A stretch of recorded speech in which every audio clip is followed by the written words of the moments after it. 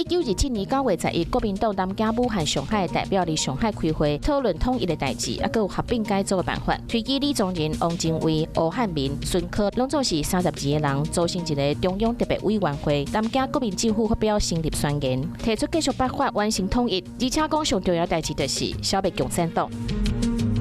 1973年9月11日，美国支持智利军头皮诺契将军发动政变，智利的总统府被轰炸，总统阿连德死亡。军头皮诺契有美国中央情报局做靠山。1973年到1990年无人道的统治，至少3200人被杀害或者是失踪，超过5000人被关起来。2001年9月11日，恐怖分子对美国本土开始攻击，纽约地票、世贸双子星大楼被飞机攻击，一栋倒来，导火放弃。另外有一架联航的班机伫宾州坠机。美国官方的资料，911恐怖攻击的事件，拢总有3052人死亡。